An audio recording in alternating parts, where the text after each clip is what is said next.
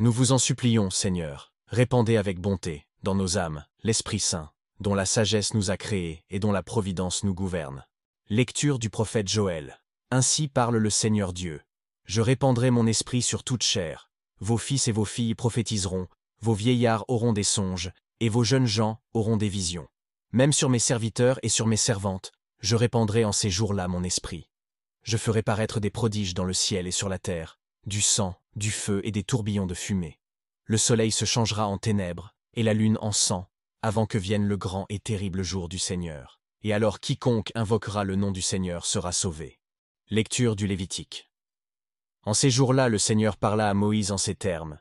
Parlez aux enfants d'Israël et dites-leur. Lorsque vous serez entrés dans la terre que je vous donnerai, et que vous moissonnerez le blé, vous porterez au prêtre une gerbe d'épis, comme les prémices de votre moisson. Et le lendemain du sabbat, le prêtre élèvera devant le Seigneur cette gerbe, afin que le Seigneur vous soit favorable en la recevant, et il la consacrera au Seigneur. Vous compterez donc, depuis le lendemain du sabbat où vous aurez offert la gerbe des prémices, 7 semaines pleines, jusqu'au lendemain du jour où la 7e semaine sera accomplie, c'est-à-dire 50 jours. Et vous offrirez au Seigneur comme un sacrifice nouveau, de tous les lieux où vous demeurerez, 2 pains de prémices, de 2 dixièmes de pure farine avec du levain, que vous ferez cuire pour être les prémices du Seigneur. Vous appellerez ce jour-là très célèbre et très saint. Vous ne ferez aucune œuvre servile en ce jour. Cette ordonnance sera observée éternellement dans tous les lieux où vous demeurerez, et dans toute votre postérité, dit le Seigneur Tout-Puissant. Lecture du Deutéronome. En ces jours-là, Moïse dit aux enfants d'Israël. Écoutez, ô Israël, les choses que je vous ordonne aujourd'hui.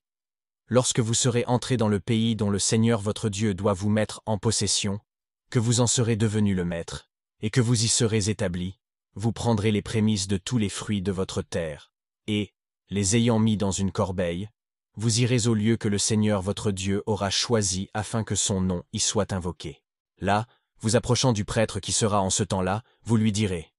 Je déclare aujourd'hui au Seigneur votre Dieu que c'est lui qui nous a exaucés, et qui, regardant favorablement notre affliction, nos travaux et l'extrémité où nous étions réduits, nous tira d'Égypte par sa main toute puissante, et en déployant toute la force de son bras, après avoir jeté une frayeur extraordinaire dans ses peuples par des miracles et des prodiges inouïs, il nous a fait entrer dans ce pays, et nous a donné cette terre où coule le lait et le miel.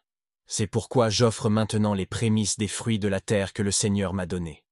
Vous laisserez ces prémices devant le Seigneur votre Dieu, et après avoir adoré le Seigneur votre Dieu, vous ferez un festin de réjouissance, en mangeant de tous les biens que le Seigneur votre Dieu vous aura donnés.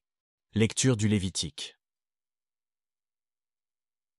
En ces jours-là, Dieu dit à Moïse, parle aux enfants d'Israël, et dis-leur, si vous marchez selon mes préceptes, si vous gardez et pratiquez mes commandements, je vous donnerai les pluies en leur saison. La terre produira ses récoltes, et les arbres seront remplis de fruits. La moisson, avant d'être battue, sera pressée par la vendange.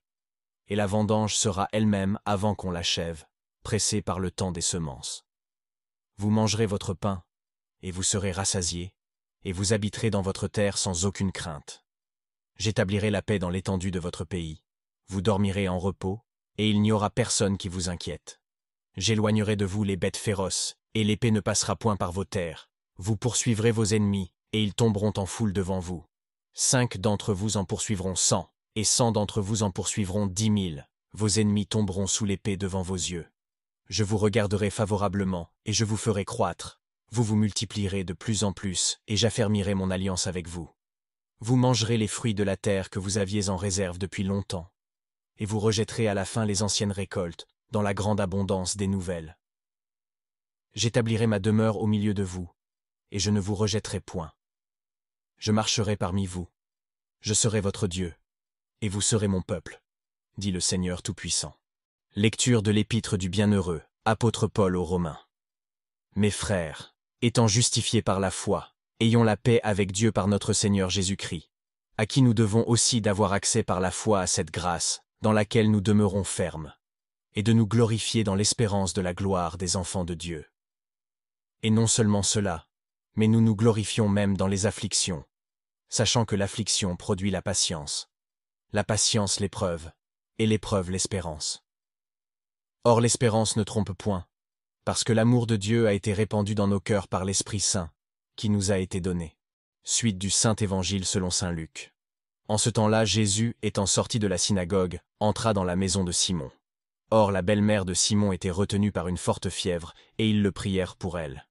Alors, debout, auprès d'elle, il commanda à la fièvre, et la fièvre la quitta. Et se levant aussitôt, elle les servait. Lorsque le soleil fut couché, tous ceux qui avaient des malades atteints de diverses maladies les lui amenaient. Et lui, imposant les mains sur chacun d'eux, les guérissait. Et les démons sortirent d'un grand nombre, criant et disant « Vous êtes le Fils de Dieu ». Mais il les menaçait, et il ne leur permettait pas de dire qu'ils savaient qu'il était le Christ. Lorsqu'il fut jour, il sortit et alla dans un lieu désert. Et les foules le cherchaient, et elles vinrent jusqu'à lui, et elles voulaient le retenir, de peur qu'il ne les quittât. Il leur dit « Il faut que j'annonce aussi aux autres villes la bonne nouvelle du royaume de Dieu, car c'est pour cela que j'ai été envoyé. » Et il prêchait dans les synagogues de Galilée.